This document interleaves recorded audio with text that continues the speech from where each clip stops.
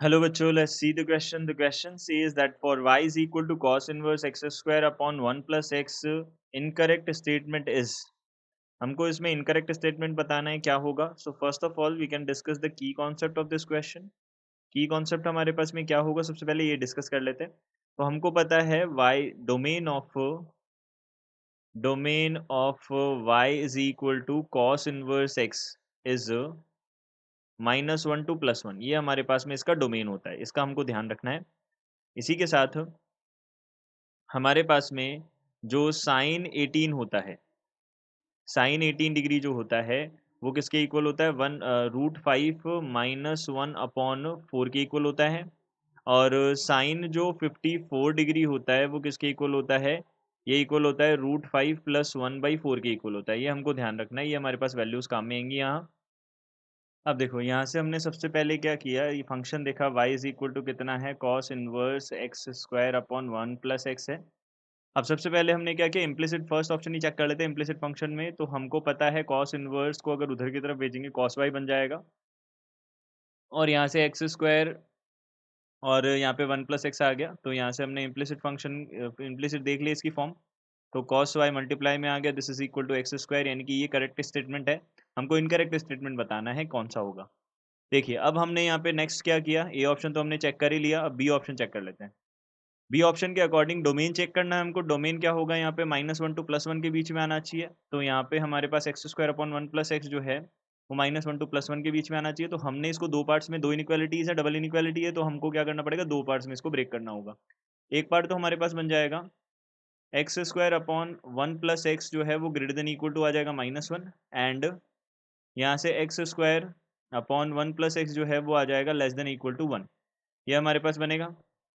अब देखिए इसको हमने सॉल्व किया, तो यहाँ से एक्स स्क्वायर, देखिए यहाँ पे अपॉन 1 + x है, यहाँ पे -1 को इधर लेके आएंगे, +1 बनेगा, ग्रेटर देन इक्वल टू 0 हो जाएगा. एलसीएम लिया तो x square plus x plus 1 upon x plus 1 बनेगा. ये किससे ग्रेटर देन इक्वल टू 0 के इक्वल होगा, ये आ गया. एंड यहाँ से हमारे पास कितना आ जाएगा, x square -x - 1 upon x plus 1 है, this is less than equal to 0 हो जाएगा. ये बन जाएगा. अब देखो यहाँ से हमने क्या किया, यहाँ से हमने इसको सिंप्लीफाई करने की कोशिश की और हमने देखा x square plus x plus 1 जो है वो तो कभी भी 0 हो ही नहीं सकता, इसमें तो इमेजिनरी रूट्स आएंगे, क्योंकि डिस्क्रिमिनेंट इसके लिए कितना आ रहा है, डिस्क्रिमिनेंट कितना आ रहा है, बी स्क्वायर कितना है 1 -4 multiplied by A multiplied by C, तो ये तो लेस देन 0 आ रहा है, तो इसके लिए तो कोई भी रूट नहीं होगा. तो यहाँ से हम बोल सकते हैं एक्स इज इक्वल टू -1 इसका एक रूट आएगा, और डिनोमिनेटर में इसका मतलब इसको इंक्लूड करना नहीं है, यहाँ पे पॉजिटिव और यहाँ पे नेगेटिव आएगा.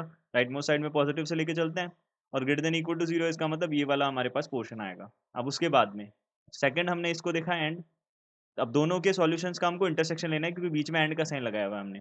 एंड लगाया हुआ है, एंड का मतलब क्यों लगाया हमने एंड, क्योंकि हमको पता है कि ये -1 से ग्रेटर भी होना चाहिए और +1 से लेस भी होना चाहिए, दोनों चीज़ होनी चाहिए, तो इसलिए हमने एंड लगाया है यहाँ पे.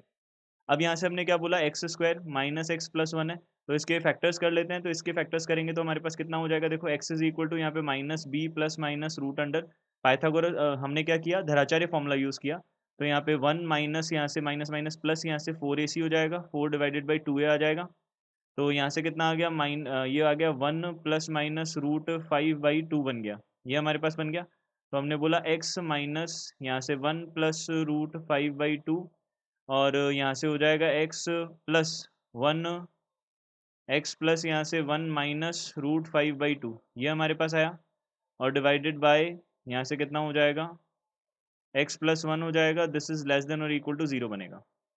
तो हमने यहाँ पे देखा, देखिए सारे हमने रूट्स को डिफाइन किया यहाँ पे. तो -1 तो यहाँ आ गया, यहाँ पे कितना आ गया हमारे पास में 1 माइनस √5/2 आ गया, यहाँ से 1 प्लस √5/2 बन गया.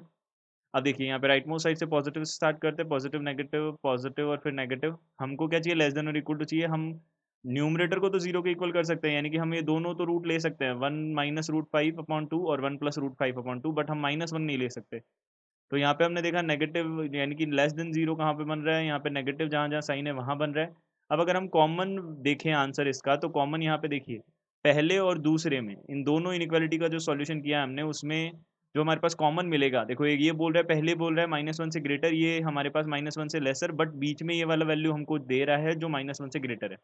तो यहाँ पे हमारे पास कॉमन सॉल्यूशन यानी कि डोमेन जो बनेगा वो क्या बन जाएगा, माइनस देखिए 1 माइनस रूट 5/2 से 1 प्लस रूट 5/2 तक ये मिल जाएगा हमको। अब देखिए यहाँ से हमारे पास अभी भी देखिए जो हमारा ये सेकंड ऑप्शन है वो भी करेक्ट स्टेटमेंट हो गया, सेकंड करेक्ट स्टेटमेंट हो गया। अब हम यहाँ पे थर्ड और फोर्थ के लिए देखते हैं, तो हमने यहाँ पे साइन 18 और साइन 54 की वैल्यूज लिखी है। तो साइन 18 तो हो गया हमारे पास रूट 5 माइनस 1/4 है। तो यहाँ से हमारा जो x बिलोंग्स टू है वो कितना हो जाएगा, देखो यहाँ पे हमारे पास में है रूट 5 माइनस 1/2 है। तो यहाँ पे हमने क्या किया, माइनस को तो बाहर ले लिया। अब यहाँ से क्या कर दिया, 2 यहाँ पे डिवाइड मल्टीप्लाई किया, तो यहाँ पे रूट 5 माइनस 1 डिवाइडेड बाई कितना हो जाएगा, 4 हो जाएगा। और इस सिमिलरली यहाँ से हमारे पास कितना आ गया, रूट 5 प्लस 1/4 बनाने के लिए हमने 2 ले लिया बाहर, और यहाँ पे रूट 5 प्लस 1/4 बना दिया हमने, ये बना दिया। अब देखिए यहाँ से हमारे पास कितना आ जाएगा, x बिलोंग्स टू यहाँ से माइनस का 2, और यहाँ से कितना आ जाएगा, साइन 18 हो गया, और यहाँ पे प्लस का 2 साइन 54 हो गया। ये हमारे पास बना। तो ये हमारे पास क्या हो जाएगा, इसका वैल्यू आ जाएगा, यानी कि इसका डोमेन आ जाएगा। तो यानी कि हमारे पास में जो फोर्थ ऑप्शन है वो भी करेक्ट है, यानी कि फोर्थ जो स्टेटमेंट है वो भी करेक्ट है।